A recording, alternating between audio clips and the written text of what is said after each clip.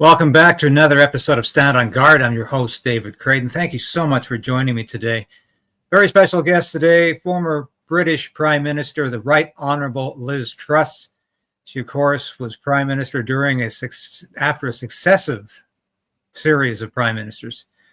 And she's got some interesting things to say, I'm sure, about Mark Carney, who was Governor of the Bank of England while Ms. Truss served in cabinet. So I'll bring Liz on in a second, but she was the member of Parliament for Southwest Norfolk from 2010 to 2024. She was Environment Secretary, Justice Secretary, International Trade Secretary, and Foreign Secretary during a succession of Conservative governments.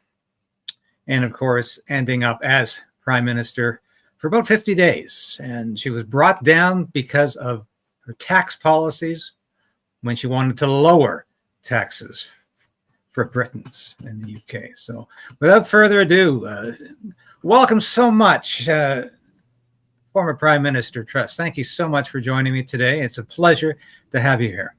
Good to be on.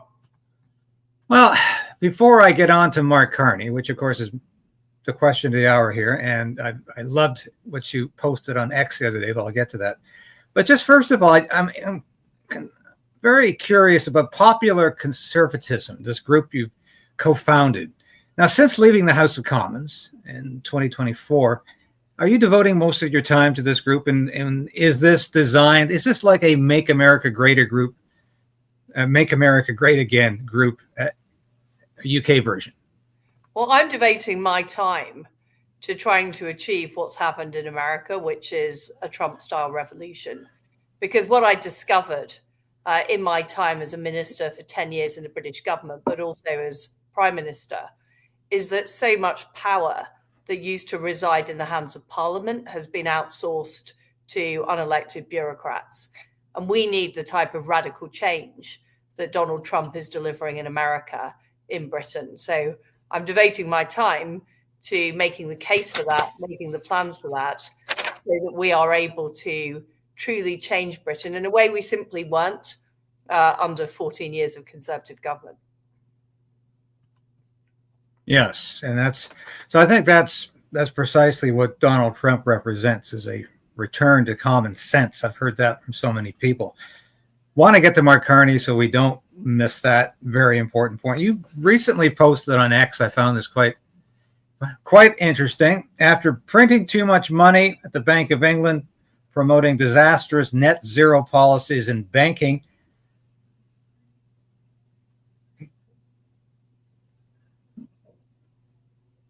he's now killing economic plans for Canada. It seems Mark Carney wants to inflict these terrible ideas on Canada. What are your memories of Mark Carney as the governor of the Bank of England? He likes to say that he saved the British economy. He likes to brag about being indispensable to British recovery as the governor of the Bank of England. What are your memories of Mark Carney and his success or failure? Well, if you look at the British economy, at the turn of the century, we were catching up with the United States in terms of GDP per capita. The average Brit is now $34,000 worse off than the average American. So what we've seen over the last 25 years is economic stagnation. And that economic stagnation accelerated after the financial crisis. And one of the main culprits in the failure to revive the British economy is the Bank of England and the terrible monetary policies they pursued, printing too much money, enabling too much government spending. Mark Carney in particular was fixated on net zero and one of the key proponents of Britain hosting COP26, one of the key proponents of us committing to even more unrealistic and disastrous net zero targets. And if you look at Britain's economy now, we haven't had any serious economic growth for quite some time. We've had too much immigration, so GDP per capita is actually lower than it was. And we've got the highest energy prices in the world thanks to those net zero policies. But not only did Mark Carney advocate those policies as governor of the Bank of England. At the last election, he backed Rachel Reeves, the now Labour Chancellor, who has made the situation even worse through tax rises, through more net zero policies, through more government regulation. And Britain is teetering on the brink now of a financial crisis. So it may have looked smooth at the time, what the Bank of England did, but it was a sugar rush to the British economy that actually damaged our long-term productivity. It damaged the capacity of the private sector, and we are now suffering the consequences. And the fact that he backed such an extremist Labour manifesto, I think, shows the types of policy that he would want to pursue if selected to be Prime Minister of Canada. So you wouldn't recommend Mark Carney for Canadians because, as you know, he's running right now for the leadership of the Liberal Party to replace Prime Minister Justin Trudeau. He's the front runner. And all of the cabinet. What I would suggest to people is they look at the record of the Bank of England. They look at what happened with inflation in Britain, and we've had a huge inflation crisis. They look at what's happened to productivity in Britain, and they also look at Britain's net zero policies, which Mark Carney was a major advocate of, and they see how those policies have worked out. And they're not working out well for the British people. The level of satisfaction with the British government is incredibly low. The Chancellor, who Mark Carney backed, is incredibly unpopular. So, and what we're seeing around the world, and the biggest example was in the United States when Donald Trump was elected, is an utter rejection of this whole worldview. The worldview of fossil fuels are bad, we need net zero, we should be importing solar panels from China. The worldview of national institutions aren't important, we've got to outsource all these decisions to international bodies like the UN and the IMF and the World Trade Organization, the World Health Organization. Voters are rejecting this. They are angry in Britain. They've rejected this in America, electing Donald Trump. And I would be extremely surprised if the Canadian people want this agenda. So it's surprising to me that Mark Carney is even in the running for this job. Well, we've had 10 years of the net zero agenda under Justin Trudeau, and I would define net zero. At least in Canada, you're still producing oil and gas. In Britain, that's pretty much come to a halt. So the situation in Britain is much worse. Our energy costs are, as I've said, the highest in the world. So we are suffering from an extreme version of those policies.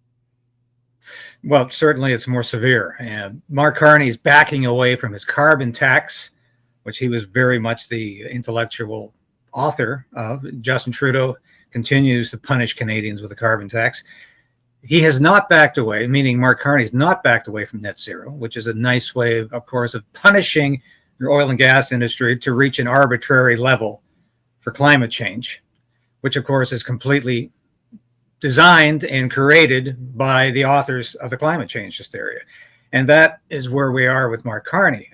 But you mentioned Donald Trump, the recent re-election of Donald Trump as president. Do you think this represents a reversal, or at least a stop, to the trend towards globalist and socialism? Yes, it does. And last year I wrote a book called 10 Years to Save the West, which was saying that unless we took on those leftist ideologies, whether it's wokeism, transgender extremism, net zeroism, Islamism, all of these ideas which are fundamentally against Western civilization and have infiltrated our institutions, infiltrated our media, infiltrated our bureaucracy, we were going to lose the battle and we were going to lose Western civilization. And Donald Trump's election is the first sign that the people are rebelling.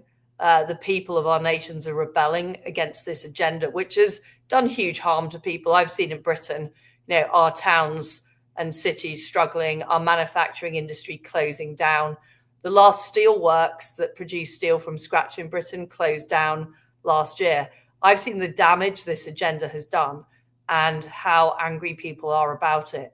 And that is what we saw from the American people, that despite all the nonsense that was propagated in the mainstream media, they voted for Trump because they knew that things had to change.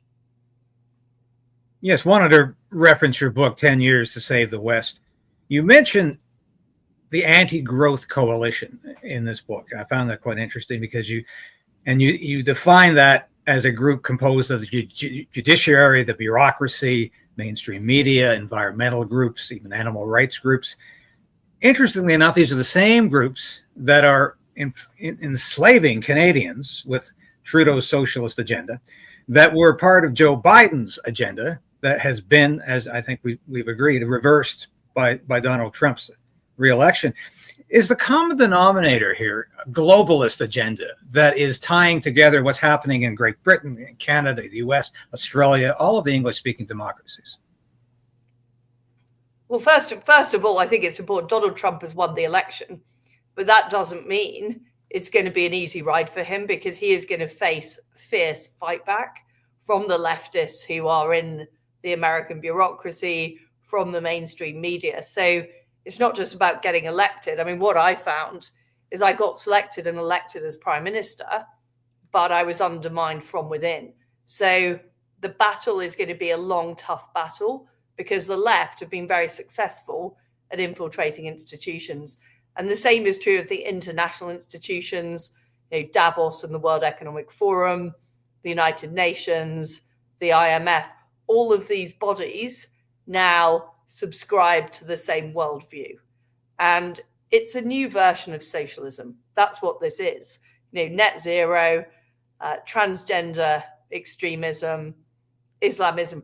All of these things involve taking power away from individuals and families and businesses, and instead giving the power to supranational institutions. And that is what people in the West are now rebelling against. And rightly so, because if we carried on down that path, we would be seeing the end of our civilization. Yes. So Keir Starmer, I like to call him Herr Keir Starmer, because he behaves like a certain German leader. Keir Stalin. Yeah. We've been horrified throughout the West, in Canada and the US, to see people from 16 to 60 literally arrested for free speech crimes. This is so Orwellian. Being thrown in jail for saying things that Keir Starmer doesn't agree with.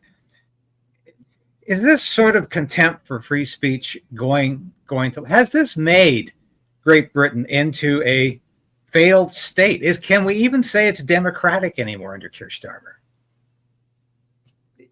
It is Orwellian, and the latest information that came out of the Home Office was that they were planning to crack down on people who were talking about the Home Office two-tier policing.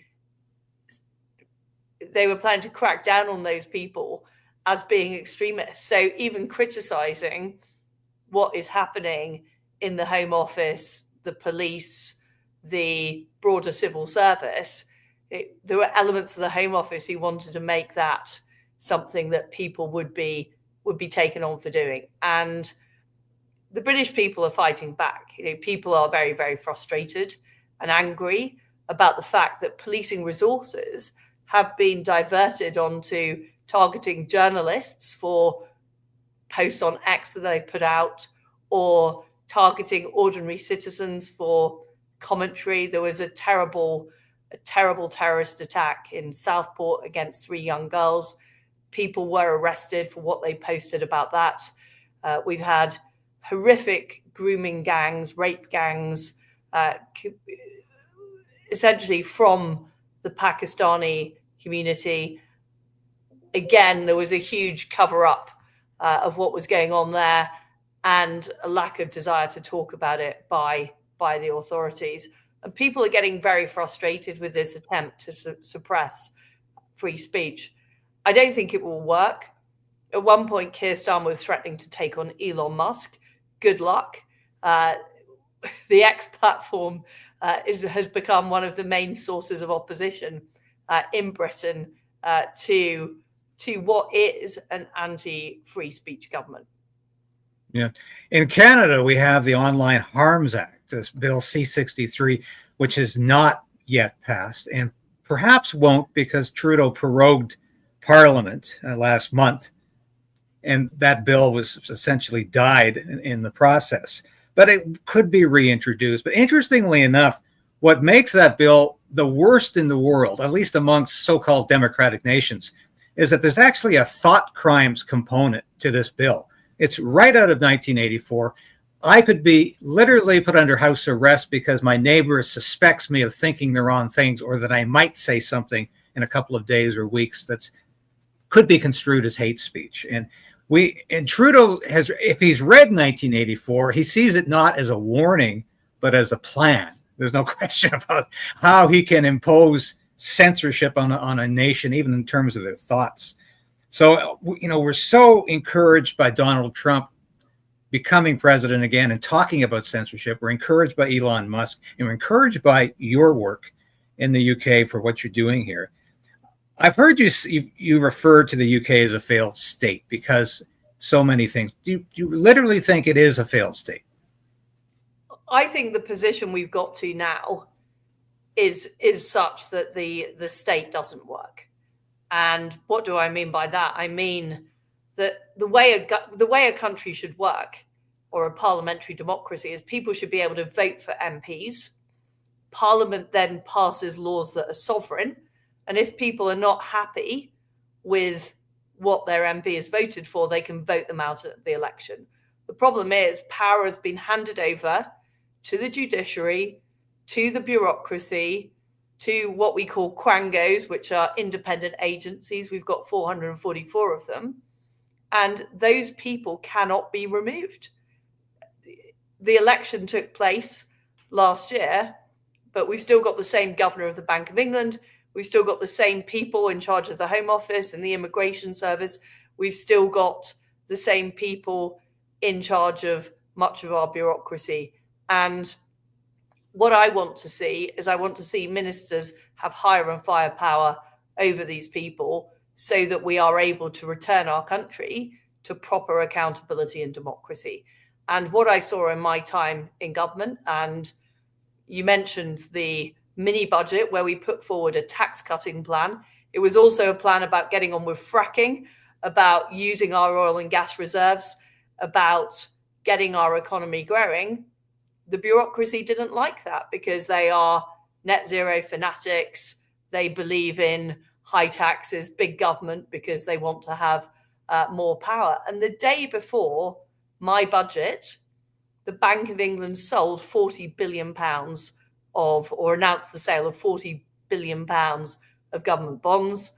And when that created a run in the market, it was exacerbated by the fact the Bank of England had failed to regulate pension funds properly. They were very exposed to a rise in interest rates, and they eventually had to do a market intervention. And because the media is so supine to the bureaucracy, I got the blame for those errors the Bank of England had made. And in fact, the Bank of England themselves admitted last year that 2/3 of the market movement that occurred then was down to their failure to regulate the pension industry properly. So what we had was a situation where a democratically elected leader with a policy that would have promoted growth in Britain, and we wouldn't be in this bad situation we are in now if we'd had lower taxes, less government spending, and we'd got on with fracking and using our oil and gas reserves. But I could not enact those policies because I was blamed and sabotaged by the bureaucracy. And I think that is a problem, a huge problem in a democratic nation. You're quite fond of quoting Sullivan's Law. And I must confess, before reading your book, I'd never heard of Sullivan's Law, but stating that all organizations that are not explicitly right-wing will over time become left-wing. Should this be a guiding principle? Because apparently the Conservative Party of Great Britain is no longer conservative, because I don't think it explicitly states that it's right of center anymore. So O'Sullivan is alive and well and living in Budapest, and he worked for Margaret Thatcher in the 1980s, and it is a very good dictum about organizations. And this is what happens. What happens is conservative governments say we're going to set up an independent body to do X, Y, or Z. But over time, because bureaucracies tend to the left, those organizations will not pursue the goals originally intended. And that is why democratic accountability is so important for conservatives. It is ultimately the will of the voters that needs to be directly translated. Otherwise, you see this ideological drift, and you see this failure of institutions to reflect what the public on the ground actually think. And it is true, the Conservative Party hugely lost its way, advocating policies like net zero to the extent of the extinction of the oil and gas industry, advocating transgender ideology.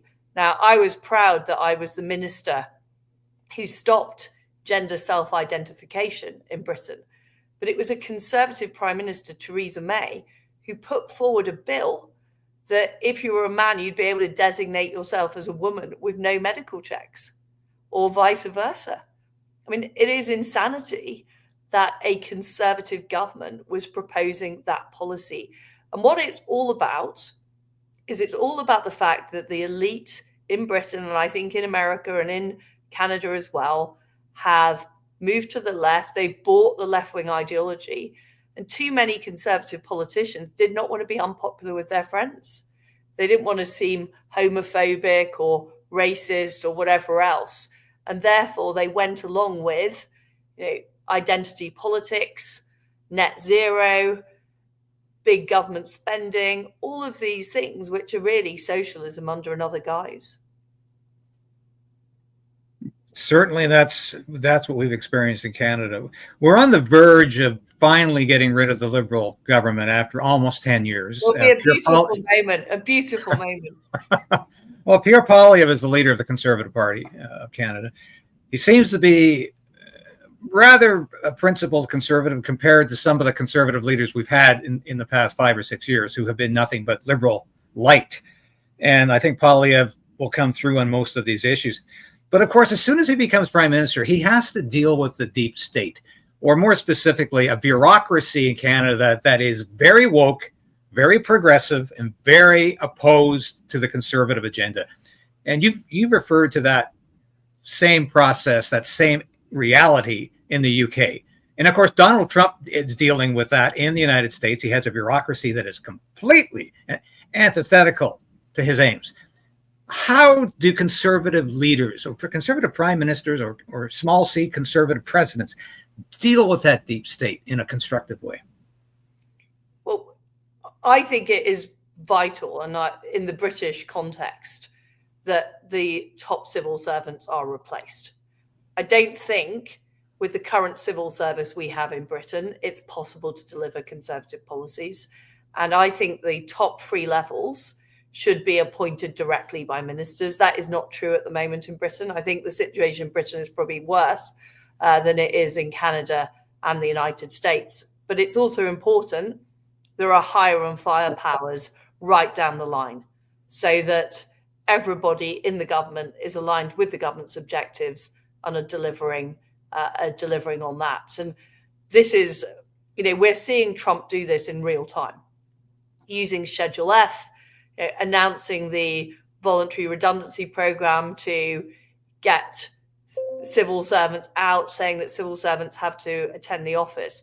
These are the kind of tough policies that conservatives need to use. And what I think people need to understand is things are very different to what they were in the 80s and 90s, where there was more of a impartiality in the civil service. Even though maybe people's ideological views didn't align with the government, there was still a respect for process, a respect for accountability. Activists have now infiltrated the civil service. People who join the environment department because they're net zero fanatics, or they join the Home Office because they're human rights fanatics, or they join the Treasury because they believe in Marxist economics. Those people are now in our civil service. And if conservative leaders are not able to hire and fire those people and make sure that civil servants are ideologically, at the very least, not going to oppose the policies, nothing will get done. And that is very much the lesson from the Conservatives' 14 years in government. So I hope Pierre Poilievre is looking at what happened in Britain, because we have a similar parliamentary system. I have no doubt that Justin Trudeau will have been stacking up the deep state. That is exactly what Tony Blair did. He rigged the system against us. He passed laws like the Human Rights Act, the Climate Change Act, and we didn't reverse them. And that was our biggest mistake.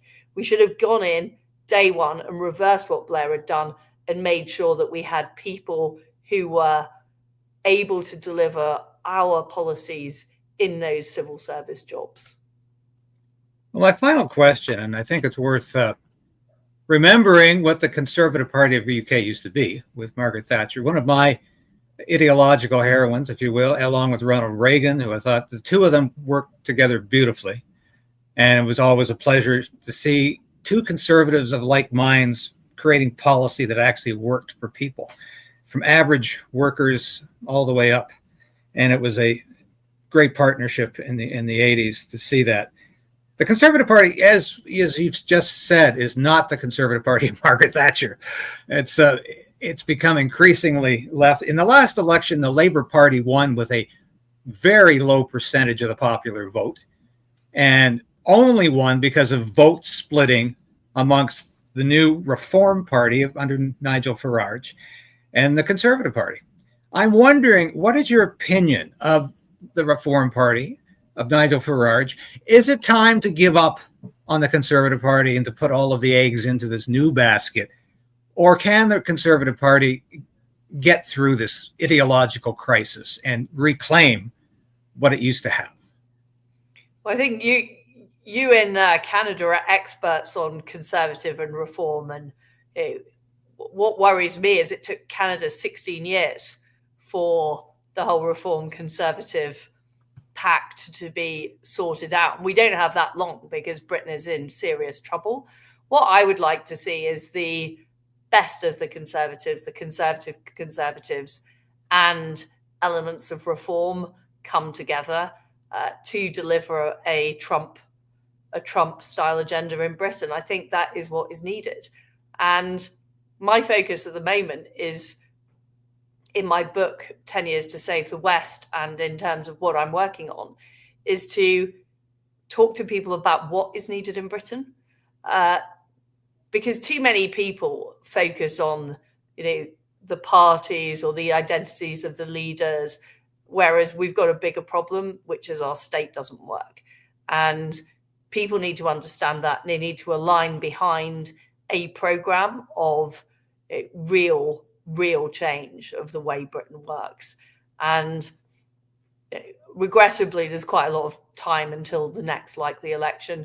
Labour MPs are not going to be turkeys that vote for Christmas, so I'm not expecting it to come early, but we need to use that time to prepare what the agenda should be and make sure there is a party capable of delivering that agenda.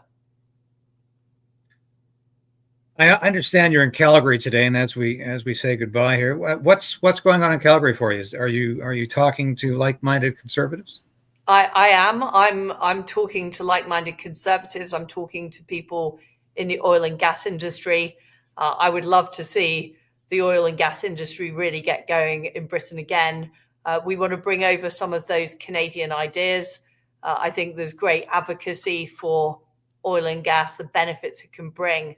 And that's what I want to see happen in Britain. Well, you're in the most conservative province of Canada, and of course, the premier of that province, Danielle Smith, as an old friend of mine, we both worked at the Calgary Herald at one time. She's probably the only person doing any real work to avoid this tariff that's coming in 2 days because of our lack of border security. So, I hope you have a chance to meet Premier Smith at some point. I have met her. I'm a big fan. As she's tremendous, and I know she's got a very bright future in Canadian politics.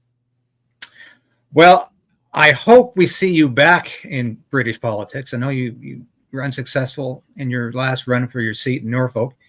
I hope we see you back in some capacity, because your work has been very valued outside of the UK. I want you to know that the work that you have done on behalf of small c conservatism, for libertarianism, for people who just want the government off of their backs so they can be productive citizens, is acknowledged, and we encourage you in every way we can to keep up the good work. Well, Ms. thank Truss. you, David. And I think it is so important. We have a massive battle on our hands. The battle has been moved forward by Donald Trump in America, but we have to win in Canada. We have to win in Britain. We have to win in continental Europe. We have to win in Australia to turn the tide back to common sense conservative values. And it is a huge battle, and we need all the players on the pitch. Thank you so much for joining me today. It's been an experience, and I hope we can see you again. Great stuff. Thank you very much. Thank you. Well, that was former UK Prime Minister Liz Truss. Very great pleasure to have her on the show. I hope you all enjoyed that. We will have her on again, I hope. And it was a real experience, and it was nice to revisit some of the Margaret Thatcher days. Thank you for watching today. I'm going to be coming on again later in the afternoon to talk about Danielle Smith again, who, of course, is demanding Canada establish a border czar like Donald Trump has in Tom Homan. Great idea? Yeah, you bet it's a great idea. Wish you had mentioned it probably a week ago. We're 2 days away from this tariff, folks. 2 days. I'm still hearing people say, oh, it's not going to happen. It will happen because Donald Trump knows how bad our border security is. Donald Trump knows that we're not serious about border security. And believe me, I don't see how this tariff is going to be avoided, because as I've said, this is all about the Trudeau government wanting a trade war with the U.S. because it wants to run an election against Donald Trump, not Pierre Poilievre. That's the mentality here. That's the strategy. It's been that way for months. So Trudeau is doing nothing to stop the tariff. Trudeau is doing nothing but fomenting a trade war because he wants one. He wants Donald Trump to be the perceived enemy. And he wants, and Justin Trudeau or his successor, and that's going to be Mark Carney, wants to be the Canadian representative. And that's what's going on here. So we'll be talking about that later this afternoon, about the border czar phenomena and what that could mean to actually stop this tariff with 48 hours to go. Hope you enjoyed our time with Liz Truss. Thank you so much for watching today. Please stay tuned for a sec. I want to remind you about the store.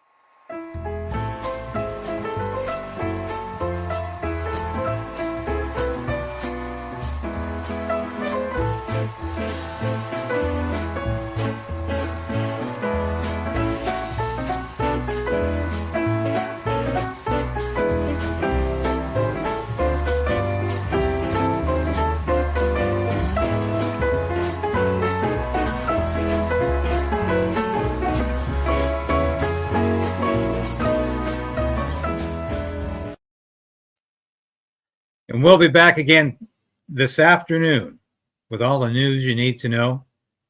And remember, Liz Truss said today, just keep on fighting. Don't give up. And resolve to resist. Because that's what we need to do. You know, I always love to quote that line from Casablanca. Actor Paul Heinrich said, as Victor Laszlo, this resistance fighter. And he was asked, why do you keep fighting? And he said, you might as well ask why we continue to breathe. If we stop breathing, we die. If we stop fighting, the world will die. And that's what we want to avoid. See you later.